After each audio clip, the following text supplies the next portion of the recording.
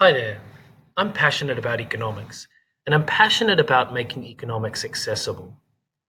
I run a global institute that looks at the future of the economy, particularly how do we thrive within ecological limits. Today, I'm going to explore some of the challenges around a growth-based system, unpack some of the economics that sit underneath our growth-based system, and look at the advantages as well as some of the trends in terms of a shift towards a post-growth market economy. I've spent the last 10 years traveling around the world, often conducting an experiment that comes from a principle that says we intuitively know what kind of economy we need in order to thrive as a species, sensitive of the environment around us. But we also intuitively know what's wrong with our current economy. In this experiment, I ask people to draw on a piece of paper a feeling that they have when they connect with a future that's working for people and planet.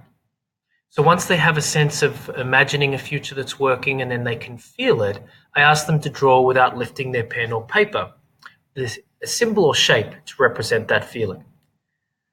And then I ask them to do the same for the present economy. And what's amazing is that all around the world, across every kind of demographic, people constantly draw the same one of the same four symbols or shapes for the future economy as well as for the present. For an economy that's working for everyone, for people and planet, they either draw a circle, an infinity symbol, a wave sign, or a heart. And for an economy, for our present economy, they either draw an isosceles triangle, a jagged line, a downward arrow, or a mess of lines all intersecting. What's interesting to me, and in the discussions that we have with participants afterwards, is that there's a very obvious circularity to the future. This makes sense when we think that all living systems thrive on circulation. We note that there's a returning effect that happens with the growth and decay cycles. We see this also this notion of circularity in our environment with nitrogen and oxygen cycles. We see this in our body with the way the blood pumps around. Whenever there's an accumulation of these things, it leads to problems. Whenever there's a healthy circulation, then we have homeostasis. And interestingly, in the images that people draw for the present economy, no one ends up drawing anything circulatory. Now, why is that? Well, obviously there's a linearity to our current economy in terms of its trajectories with respect to the way that materials move through our system, the way that our economy is always oriented towards growth. But on the flip side, no one's drawing circularity despite the fact that we have a market economy that delivers goods and services, some would say an efficient manner. And this to me is really interesting because the fact that no matter what your political persuasion, no matter what your economic ideology, no matter what your economic status, you will naturally understand the need to move towards a circulatory system, and the absence of circulation suggests that there's something inherent to our system at the moment that isn't circulating despite the market economy. And that assessment is accurate, economically speaking. If we take Kate Raworth's work, for example, on donut economics, we can see that the world has an outer ecological ceiling that we're bumping up against.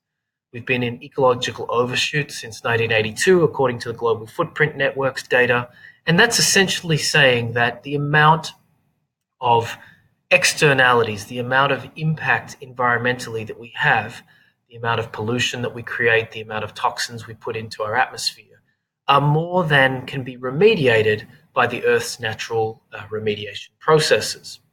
So we're bumping up against that outer ecological ceiling. And in the inner sphere, we have a shortfall in regards to this social foundation. Around the world, many people's basic needs aren't being met, not just material needs, but also other needs around belonging, connection, identity, affection, these sorts of things. And then what's in the middle here is what I'm most interested in, this notion of regenerative and distributed economy. And so if we say that the outer part of this circle, the outer sphere, relates to the circulation of matter in the environment to ensure that there's an appropriate circulation of elements through our system and a slow throughput of those. And that space is really taken up these days by the circular economy conversations, by cradle to cradle, by notions of closed loop systems. And then this inner sphere is about ensuring circulation of goods and services. And that's really been taken up by social purpose organizations, the social enterprise movement, even lean business and user-centered design, essentially trying to ensure that stakeholders are included in the design process and that that products and services actually reach individuals in ways that they need. But this middle piece around the distribution in the economy really relates to money. And we need to distinguish monetary circulation from the circulation of wealth, because they're quite different when it comes to the macroeconomic implications of those two. Indeed, we need to look at money because of its relationship with debt.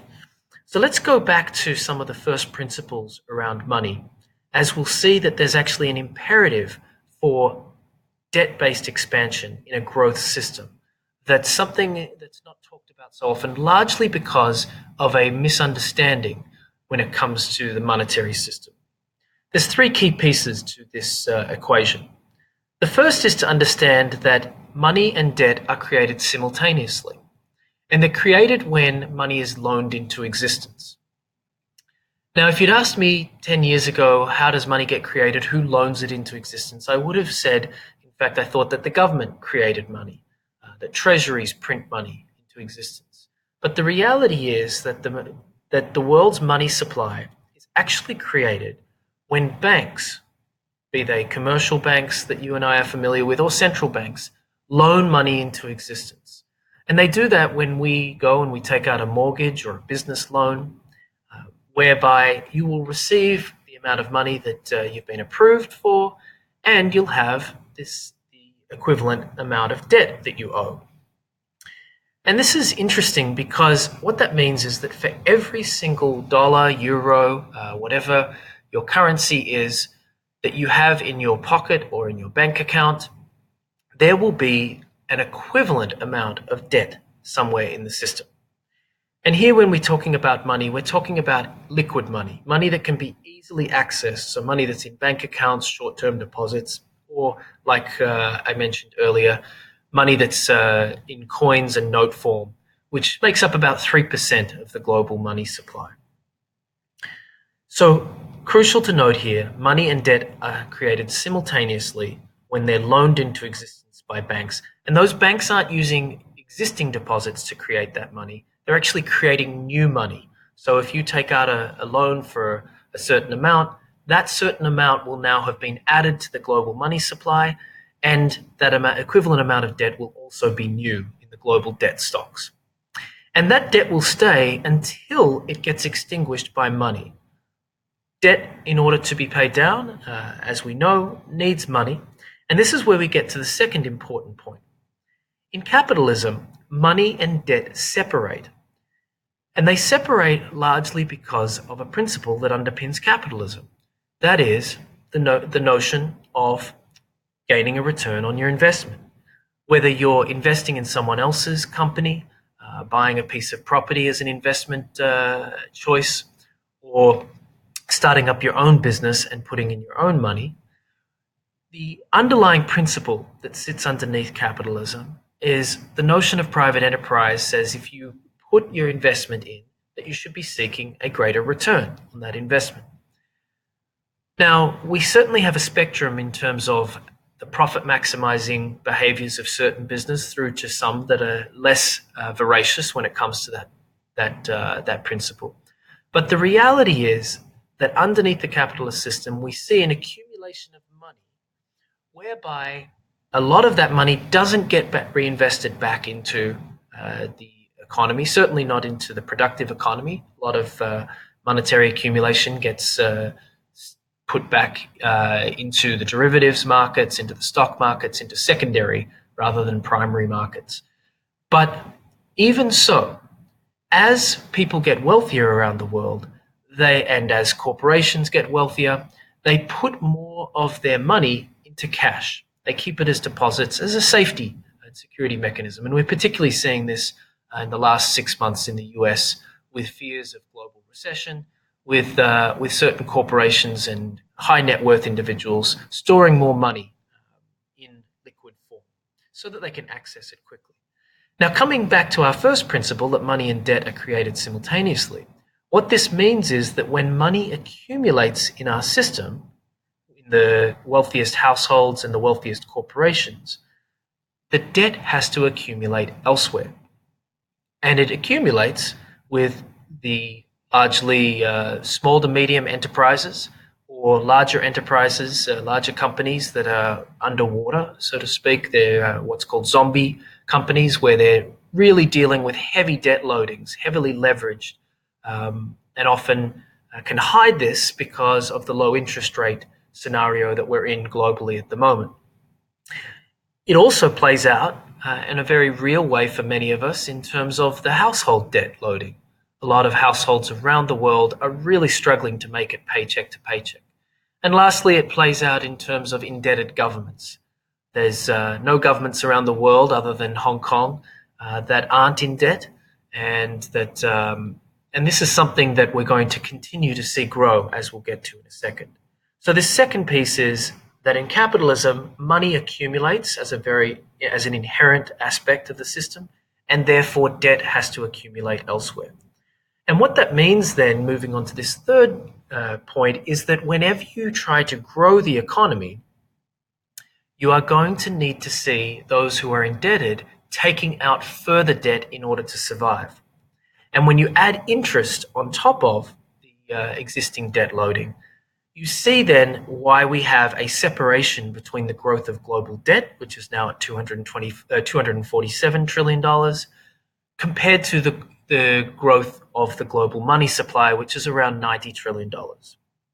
And this decoupling between money supply and debt is crucial in understanding why we have asset inflation and wage deflation.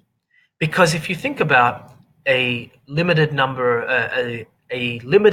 of money in terms of the growth of the monetary supply, and that money accumulating with a small number of people and companies relative to the global population and business sectors, and a largely limited stock of land and business assets into which that money can pour, then you are naturally going to see, as a basic economic principle, inflation in regards to those assets with that phenomenon. And likewise, when you have an absence of money in the real economy, because just to clarify, the only way that money returns back into circulation is through wages, philanthropy, and taxation. And those things are always going to be less than the accumulatory effect in capitalism, because if they weren't, what would be the incentive to start a business or invest in a business in a capitalist system? The reality is there wouldn't be. So there's never enough money circulating in the capitalist system to ensure that the debts can be fully paid down, which means that there's an absence of money, especially for good wages in the global economy, which when you have a very strong very strong supply in terms of the labor force globally, you're going to see a deflationary impact on wages in that circumstance. So often, economists in particular will look at these pieces, and they'll particularly take the debt piece and they'll talk about it in terms of the debt to GDP ratio. But the problem with that is it misses the overall point that debt has been growing since 1945. Aggregate debt around the world has been growing. And that's a fundamental inbuilt principle. It's in the DNA of capitalism. And it's what's leading us to a circumstance where growth is slowing down around the world because there's not enough money circulating in the real economy to keep spurring that forth. Now, that brings us to a very interesting proposition. As the old capitalist economy is starting to fail, what could be emerging in its place? And luckily, we think that there's the conditions for a post-growth system, a system that's not dependent on the growth of debt, on the growth of inequality, as our current economic system is. Something that actually can fulfill individual, community, and ecological needs while maintaining a market system. And there's three key components to this. We need to, of course, think about our ecological circumstances in terms of slowing down the throughput of the material uses in our economy. In other words, how can we ensure we, first of all, reduce the amount that we're using of materials? How can we reuse what materials we have? And how can we recycle those materials where their usage in a certain product stream has reached its conclusion? There's no repurposing or reuse that can be done.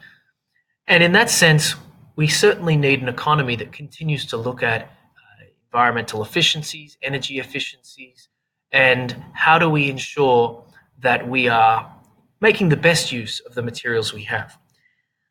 And what sits underneath this in terms of the correlation with businesses that look at this throughput is when a business actually prioritizes social, or in this case, environmental outcomes, that's when we see the strongest correlation.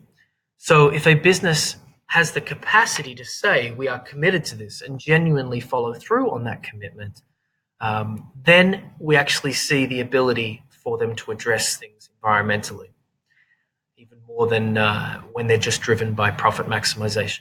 Likewise, businesses that put at their heart the purpose of fulfilling social needs are able to, by definition, serve them individuals in that way that really is in alignment.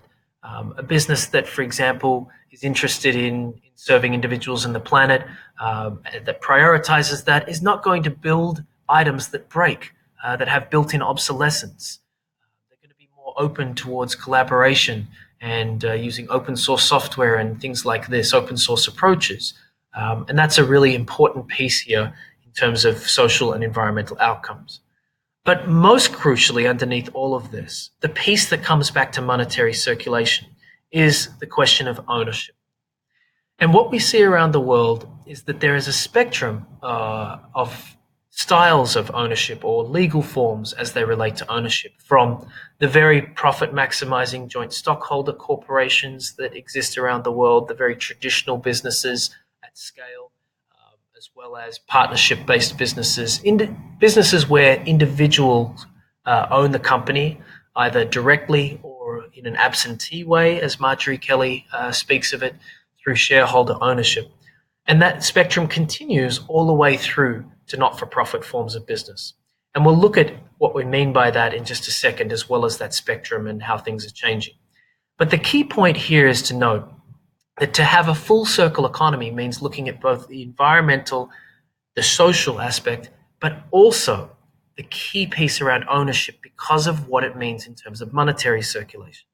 The more you move towards stewardship-based models of ownership, where you have an absence of owners, the more that a company can be driven by purpose. And when I say driven by purpose, I mean driven by purpose, where their decisions are made purely on the basis of what their social or environmental mission is. And that makes sense.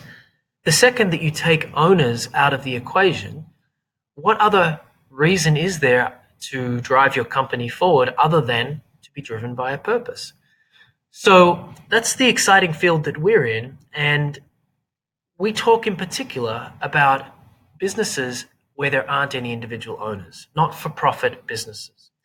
And we're not just talking here about charities or non-profit organizations. In fact, to the opposite, we're talking about any entity that makes the majority of its income by selling goods and services without individual owners.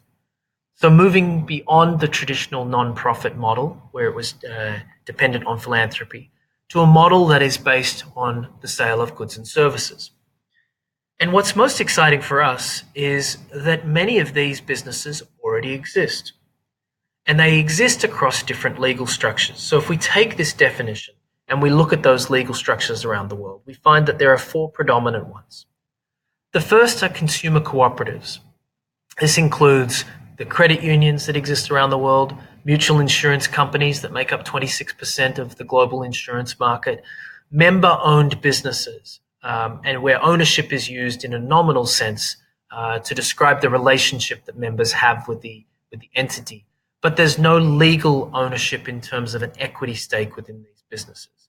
And a great example of this is Barcelona Football Club, or Real Madrid. In fact, many of the world's football or soccer clubs are not for profit in the sense that they do not have any private individual equity owners. All of the profits in a consumer cooperative go back into the business itself. It's a circular model in that manner. We also have government enterprises, and this is an area that traditionally, or certainly over the last 10, 15 years, got a lot of pushback in terms of the bureaucracy of the state, the nepotism, the inefficiencies. But interestingly, around the world, throughout Latin America, East Asia, elsewhere, we've seen a revitalization of the notion of the state as innovative, particularly at the municipal level, but also at the national and regional level, because governments have essentially realized that in order to offset the need for taxation, they're going to need to generate decent revenues from their enterprises. And many countries have been doing this for a considerably long time. Saudi Arabia, for example, with its oil and gas company, Aramco, the most profitable company in the world, as a not-for-profit, distributes money distributes its license fees as well as a portion of its profits back into the Saudi economy by way of paying money to the government that reportedly provides around 60% of the Saudi annual government budget. And this is happening because Saudi Aramco, as with many state or municipal regional enterprises, are run at an arm's length. They're run as businesses with people with corporate experience, and increasingly they are creating good returns that are circulated back into the economy. The third type is a really interesting model driven largely out of the Nordic countries, although it exists in mainland Europe and indeed in the US these days. It's the model of industrial foundations, one of the examples being IKEA, Bosch, the Guardian newspaper, Carl Zeiss. These are all examples of foundations that own businesses that operate very much as businesses in our marketplace. We may not, for all intents and purposes, see them as anything other than typical businesses, except the reality is that as foundation-owned businesses, their purpose is a social and environmental one. In the case of IKEA, when the owner handed that business over in the 70s, he was looking to protect from a hostile takeover, but he was also interested in circulating profits in this area. And IKEA is one of the world's leading environmental innovators, in my opinion, in the business sector. And they're able to do this. They're able to, as with the case of Bosch, invest even more in their innovation R&D budgets because there's not profits being siphoned out of the company to shareholders. And lastly, we have this really exciting space of non-profit enterprises. This is non-profit organizations that may have been charities in the past that have put business models underneath them.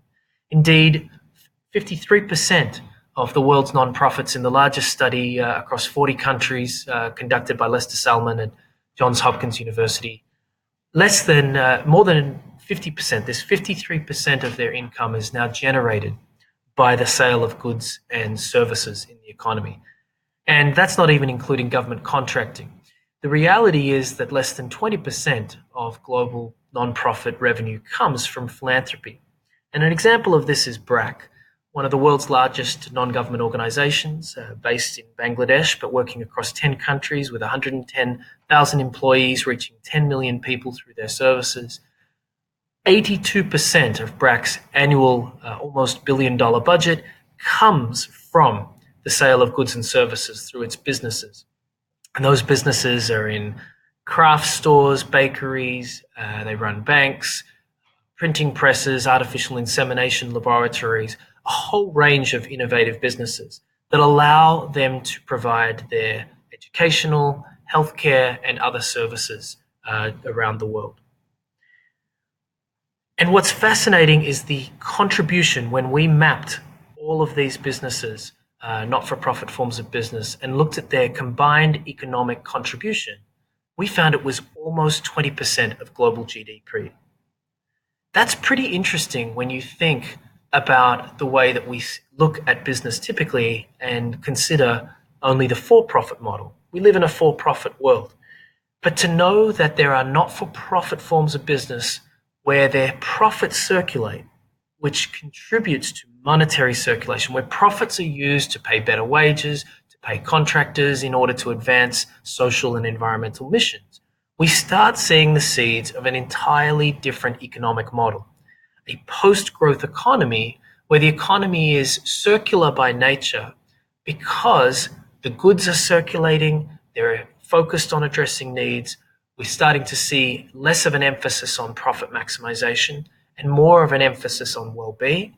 And as a result, we can see the social stratification that is driven by financial inequality reduce such that emulative consumption, conspicuous consumption as well, can be less and less in an economy, and the culture can shift in a way that environmental sensitivities can actually be brought to the fore in ways that they currently can't. And so the last piece of this is to look at could it be possible that these forms of not-for-profit business might actually become central to our economy. The exciting thing is that whenever we have an economic crash, not-for-profit, especially non-profit enterprises, take greater market share. We also see state enterprises typically grow as we see the renationalization or municipalization of enterprises. And we also see a strengthening of the consumer cooperative market. The thesis that I want to put here to conclude with is, what if business competitiveness was also shifting in addition to what happens during market crashes in a way that more not-for-profit forms of business, or ones closer to that end of the spectrum, are becoming increasingly competitive? If we look at the past, arguably the joint stock corporation that was profit maximizing has been, certainly for the last couple of hundred years, the most competitive model of business. We've only just recently seen the triple bottom line company emerge since the 1990s and then enshrined in law more recently through things like the benefit corporation, where business directors are legally able to make decisions that are in environmental and social, that have environmental and social impact without the threat of their shareholders deposing them or suing them for not profit maximizing. This model is just emerging at the moment. In the past, small to medium enterprise has been well supported around the world, and employee-owned businesses and not-for-profit less so. But in the present, we're seeing now the triple bottom line company actually being the most competitive model of business. There's many research studies showing this, that if companies prioritize the environment and social outcomes alongside profit, they actually are more profitable. On the flip side, small to medium enterprises seem to have been hollowed out, especially with the focus on large businesses around the world, big multinationals that have taken voraciously market share. But we've also seen a rise more recently in employee-owned business structures. There's an interest, especially when companies are failing, for employee buyouts. That's really been revitalized, and a lot of that is happening in the US at the moment with the 50 by 50 campaign. The last prediction, though, is that we're going to see a shift all the way through to not-for-profit forms of business being the most competitive. And this comes through a range of different factors, including the greater awareness among the not-for-profit forms of business of tax advantages that they have associated with their structure, with the capacity to engage volunteers, with the ability to engage a workforce that is increasingly looking to work for companies that are driven by purpose, without the profit motive being part of those activities, with the ability for reduced costs in terms of procurement, and flatter organizational structures that are often associated with not-for-profit forms of business that are increasingly being seen as the most innovative ways to run companies. So that's the prediction that in the next 30 or so years, we're actually going to see a shift towards a not-for-profit economy, a post-growth economy, one in which money circulates constantly in a way that debt can be paid down. And when we have an economy with a smaller monetary supply, we can actually, but a more equal flow, a greater velocity of that money through the economy, we can actually see money and debt expand and contract in response to need rather than greed, which opens up the space for an economy that doesn't need to grow. It can grow as needed, but it can also contract and sit within environmental limits on the basis of being able to make decisions without the compromising impact of profit maximization. That's why I'm so excited and about the future for our economy. I think that a post-growth future is on its way, and I hope you can be part of that journey. Thanks so much.